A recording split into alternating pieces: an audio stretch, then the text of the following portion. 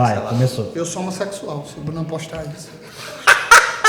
Salve família, sejam bem-vindos a mais um vídeo do canal e hoje novamente estou aqui com o monstro Guga Galvão pra gente falar de um tema muito top pra vocês. Hematócrito, sangria, flebotomia, eritrocitose, assim como você quiser chamar. Mas antes da gente continuar o vídeo, deixa seu like, se inscreve no canal, não cai o dedo, tá? Deixar o like e assim você me ajuda o Guga a divulgar aí o nosso trabalho, né não, Guga? Sem dúvida. E esse tema muito importante, questão de saúde e uma coisa que eu recebo muita pergunta sobre hematócrito alto, principalmente pelos usuários de esteroides anabolizantes. Exatamente. Família, vamos lá. O que é o hematócrito? Para vocês entenderem facilmente, o hematócrito é a viscosidade do nosso sangue. Pense que aqui está o vaso, né? A veia, a artéria. Por aqui vai passar o sangue, certo? Se esse sangue fica muito grosso, fica mais difícil dele fluir pelos vasos. E o uso de hormônio, o uso de esteroide anabólico pode aumentar esse hematócrito. E o que eu posso dizer para vocês é o quê? Nunca avaliem só o hematócrito. Primeiro, qual o exame que a gente vai avaliar esse parâmetro? É o exame muito simples, que é o hemograma. Então lá no hemograma você vai avaliar hemoglobina e hematócrito. Uma cilada que as pessoas caem muito é de avaliar só o hematócrito. Por quê? Porque o hematócrito, como o Guga já vai falar para vocês, ele sofre alteração de acordo com a sua hidratação. Então, para a gente conseguir avaliar, seria mais interessante avaliar a hemoglobina. Então temos dois limites pensando em hematócrito e hemoglobina. Hemoglobina 18, hematócrito 54. Esses são os dois limites aí que a gente tem que respeitar e não deixar ultrapassar, o que é algo comum, né, Guga? Com a utilização aí dos esteroides anabólicos. Muito comum. Você vê isso muito aí com seus atletas? Demais, doutor. Principalmente em que atletas que não fazem cardio com frequência, atletas que vacilam na ingestão hídrica, como você falou, e não só atletas, né? Usuários recreativos também, acontece demais.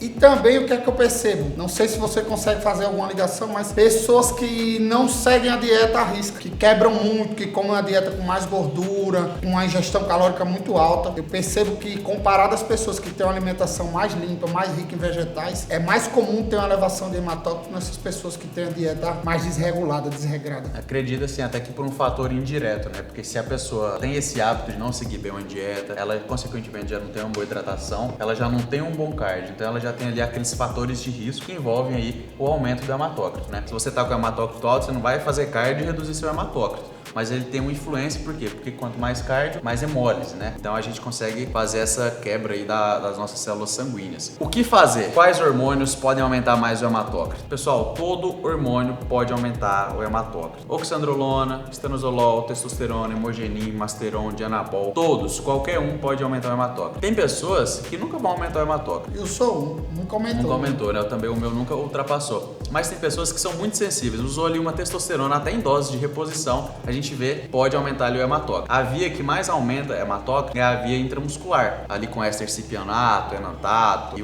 a própria durateston, que é a mistura dos 4 ésteres, são os que mais têm poder de aumentar o hematócrito quando comparado aí ao gel e também a via do implante. E aí é algo bastante comum que a gente vê nos atletas e nos usuários recreativos. E o que fazer quando esse hematócrito chega no limite? Quando essa hemoglobina tá lá no limite? O que você geralmente recomenda? Você encaminha pro médico? Você dá alguma orientação específica? O que você vê mais comumente nessa prática dos atletas? Primeiro ponto, doutor, eu avalio os marcadores sanguíneos, como você falou, não só o hematócrito, mas em conjunto com a hemoglobina. E eu vejo, geralmente o hematócrito do paciente está um pouco alto e a hemoglobina controlada. O que é que eu faço? Pergunto sobre a ingestão hídrica, sobre a frequência de cardio. Muitas vezes o paciente não está fazendo cardio, está com a ingestão hídrica baixa. Por si só eu regulo, às vezes o hematócrito do cara está 54, 55, consegue descer, por exemplo, para 52. Boa. Só com o aumento da ingestão de líquido e com a prática do cardio. Isso no caso quando a hemoglobina está controlada. Quando os dois estão altos e um nível considerado acima da média, o hematócrito do paciente está 56. É um usuário de esteroides anabolizantes, por exemplo. É comum de acontecer, como você falou. Aí eu encaminho para o médico para ver se existe a possibilidade de fazer uma sangria ou não. E aí eu quero que você fale mais sobre isso. E eu tenho uma dúvida. Primeiro você vai falar da sangria, depois eu vou lhe perguntar uma dúvida sobre sangria. É muito comum. Beleza, então pessoal, a sangria nada mais, nada menos é do que retirar uma quantidade aí de sangue do paciente, né? Assim como a pessoa vai lá doar sangue, a sangria você retira uma quantidade de sangue, você retira as células vermelhas, você consegue reduzir o hematócrito, consegue reduzir os níveis de hemoglobina e aí sim tem uma melhora lá no seu parâmetro e consequentemente uma redução aí do seu risco cardiovascular. Por quê? Porque um hematócrito e uma hemoglobina muito alta aumenta o risco cardiovascular. Você ter aí uma trombose, ter um infarto, ter um AVC, né? Eventos tromboembólicos. Então é muito importante que você não deixe isso ultrapassar. É muito importante também que você sempre avalie o contexto que aquele paciente está inserido, né? Se é um cara que é obeso, tabagista, não tem bons hábitos de vida e tá com hematócrito lá de 54, que é o nosso limite, pô, esse cara tá com risco alto. Pô, mas se é um cara atleta, hábitos extremamente saudáveis, o hematócrito dele tá ali em 54, é outro risco, né? Então não é avaliar sempre os números e os valores dos exames laboratoriais, né? A gente tem que sempre avaliar o contexto do paciente. Tá com hematócrito alto, o que fazer?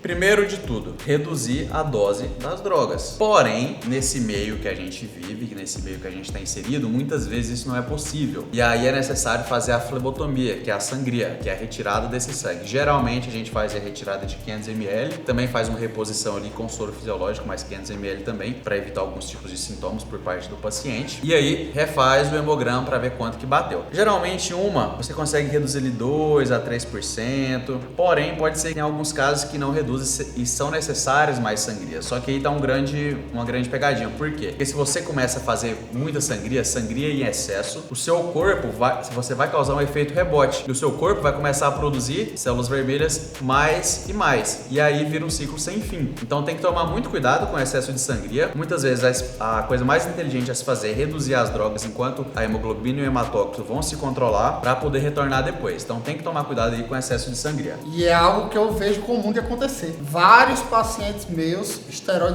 usuários de esteroides anabolizantes, não querem reduzir a dose, por conta própria continuam, faz uma sangria, não baixa, quer ficar fazendo direto. E muitas vezes eu falo, não adianta porque vai acontecer justamente o que o doutor falou. Não adianta ficar fazendo sangria direto. Então, não tem jeito. Deixa o ego de lado, reduz a dose, que não vai ter saída. Se a sangria não resolver o seu problema, vai ter que reduzir a dose. Tem que reduzir a dose. Eu costumo falar isso com muita frequência para pacientes. E não estou falando de atletas, viu? Usuários recreativos. Os atletas, geralmente, quando dá alteração, você pede para eles terem uma conduta, o atleta segue. Normalmente, o atleta segue mais fácil e sai essa recomendação do que usuários recreativos que simplesmente por fator estético, por ego, não querem reduzir a dose com medo de perder o físico. Mas a sua saúde é muito mais importante. Exato. E o atleta ele precisa de longevidade. Ele sabe que aquela redução de dose ali não é o físico, ele deixa o físico de lado, por quê? Porque o físico é o trabalho dele. Então a máquina funcionante dele tem que estar a todo vapor. Então se é necessário tirar um pouco o pé do acelerador ali por pouco período, não são muitos períodos, né? Isso que as pessoas não entendem. Ele vai e faz. Isso aí eu acho que é crucial, porque justamente o que você falou, o atleta ele trabalha com fases, tem a fase de preparação que ele vai usar mais, tem a fase de bulking, de hipertrofia e tem a fase regenerativa ali que a gente chama de cruise, né, que normalmente os atletas fazem, que eles vão ficar com uma dose menor e vão tentar reparar ao máximo os danos possíveis danos causados pelos esteroides anabolizantes. Então é muito mais fácil para o atleta aceitar, até porque os atletas utilizam os esteroides anabolizantes com a finalidade específica do palco. Exatamente. Então para eles é bem mais fácil. E a pergunta que eu queria lhe fazer em relação à parte da medicina é justamente se existem alguns medicamentos fora a sangria que podem ajudar a reduzir esse hematócrito e até se existem alguns medicamentos que podem elevar ainda mais o hematócrito em conjunto com os esteroides. Então assim, aqui a gente já tem um grande mito que é o quê? As pessoas utilizam AS, que é a aspirina, pensando... Olha quem chegou. Olha só. Na hora do vídeo, você viu? Como ele tá educado. Ele buscar minha mala. Olha aqui, a gente tá falando exatamente de uma coisa do exame dele. O hematócrito dele tá alto? Tá alto. Faz cardio? Água. Bebe quantos litros? Perguntando pra ele ou pra mim? Pra você. Cardio eu voltei a fazer depois dos exames. Deu quanto o hematócrito dele? Cara, Ele pergunta e ele tava responde. no limitezinho. Tava bem Eu no limite não já. tava fazendo cardio porque eu não gosto de cardio. Não gosto. Então, assim, quando eu não tenho um comprometimento porque eu fiquei doente, cara, ainda tô meio ruim, aí suspendi os hormônios, né? Novamente, tô com 1 ml de texto, conforme a orientação do doutor. Minha texto tá em 573. A gente reduziu gente tá fazendo uma redução, como a gente falou no vídeo aqui agora há pouco. Porque não adianta eu manter uma hormonização alta, cara, porque eu fiquei bagunçado. E a ingestão de água aumentou. Não, água pra mim não é problema.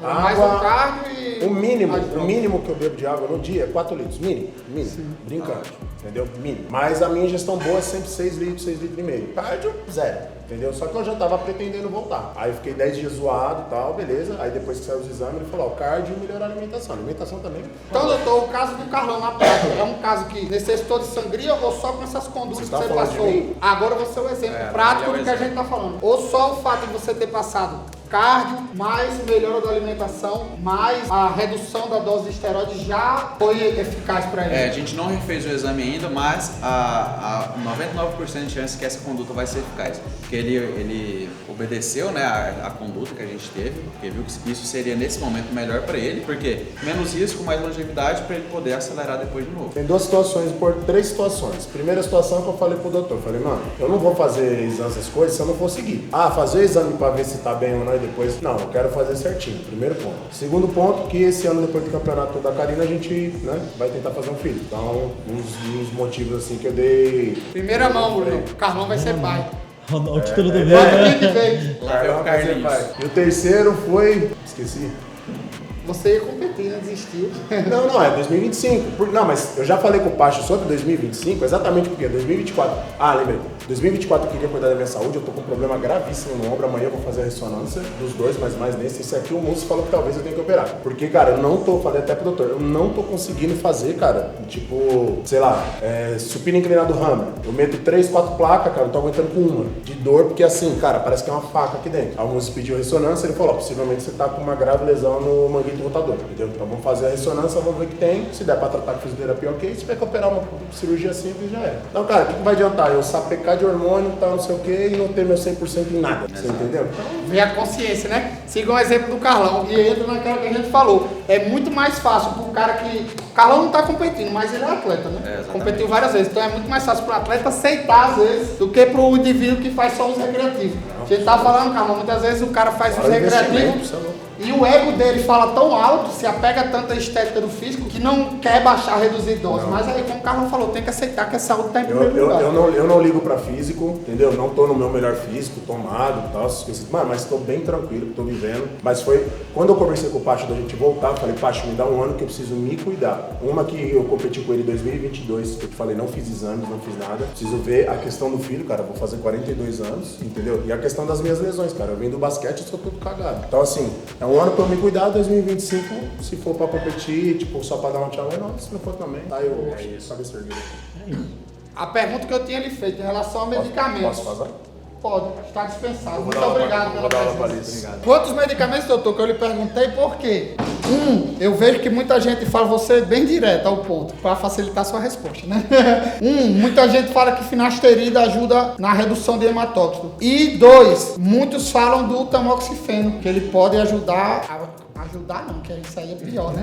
Vai favorecer o aumento do hematócrito. Exato. Então, assim, não quer dizer que você tomar o tamoxifeno, você vai ter um evento e vai ter uma trombose. Não é isso. Mas o risco fica associado devido aos mecanismos fisiológicos, né? Mas, por exemplo, vamos supor que o paciente está ali resolveu tomar o tamoxifeno, foi passado o tamoxifeno para resolver um problema de ginecomastia. Pô, ele não vai ter uma trombose por isso. Porém, o que acontece no mundo do bodybuilder, no fitness em geral, é que as pessoas tomam... Ela tem a ginecomastia uma vez, ela foi com tanto medo de ter de novo que ela toma tamoxifeno pra sempre, ela não para. Pô, aí seu risco realmente vai ficar aumentado, né? E aí é o uso indiscriminado. Da mesma forma, fugindo um pouco do assunto, do uso indiscriminado de anastrozol. Que a galera usa anastrozol, todo rato de academia que eu atendo. 1 miligrama todo dia. Todo santo dia o cara tá usando anastrozol. Tava tomando de assim ou não, o doutor já xingou eu já. Aí eu pergunto, por que você tá usando? Não, porque eu tenho medo de ter ginecomastia. Então, recado, não existe profilaxia, tratamento profilático pra ginecomastia. Nem com anastrozol, nem com tamoxifeno. Ginecomastia apareceu, tratou. Não apareceu, não mexe. Mesmo se o estradiol estiver alto no exame, beleza? Sabe como é que eu falo com os pacientes no consultório, doutor? Você toma remédio pra febre sem estar com febre? Não toma. Então como é que você quer tratar uma ginecomastia que nem apareceu ainda? Exatamente. Primeiro espere você ter os sintomas pra depois ver qual hormônio que tá causando ela e tratar. E do tamoxifeno, muito bacana, que eu sempre recomendo. É usar no máximo 30 dias. Pra reverter a ginecomastia e aí desmama e para. Exato. Porque o que acontece é o que você falou, se deixar, os atletas querem ficar usando tamoxifeno a vida toda para tentar reduzir o risco de ter uma ginecomastia. Ou até aquele cara que já tem a gineco e fica com medo dela voltar. Aí fica usando tamox direto e aí você pode estar aumentando o risco de ter uma trombose, por exemplo, como o doutor falou. Exatamente. E da finasterida, doutor, tem alguma ligação? Não, cara, tu uma finasterida. Na verdade, não tem nenhum medicamento, tá? Medicamento que você vai utilizar para reduzir o hematócrito que tem uma boa evidência científica. Não tem. Tem alguns fitoterápicos também que o pessoal usa, né? Castanha da Índia, natoquinase, mas também não tem uma evidência de redução de hematócrito. Outro ponto, aspirina, que é o AS. Sim. Que é o ácido acetil salicílico. Muito famosa. Cara, todo mundo quer usar o AS para reduzir hematócrito. Porém, o AS é um antiagregante plaquetário, ele não tem relação com o hematócrito, ele não vai reduzir seu risco cardiovascular, ele não vai reduzir seu hematócrito, ele não vai reduzir seus níveis de hemoglobina, ele é um antiagregante plaquetário. Então, utilizar aspirina pensando em redução de hematócrito é um erro, não vai reduzir seu risco cardiovascular e nem resolver o seu problema. Perfeito. Então, resumindo, qual a saída? Redução da dose dos esteroides. Hematócrito alto, primeiro, suspender. Ah, não dá pra suspender. Redução de dose. Ah, não dá pra reduzir dose, sangria. E é isso. E aí entra as estratégias nutricionais, como a gente falou, alimentação, treino, cardio e ingestão hídrica. Então é isso, família. Espero que tenham gostado do vídeo aí sobre hematócrito, um tema muito legal que sempre tá nas caixinhas de perguntas, né, Guga? Deixa seu like, compartilha com seus amigos, hein? Tamo junto. Tamo junto. Valeu, Guguinha.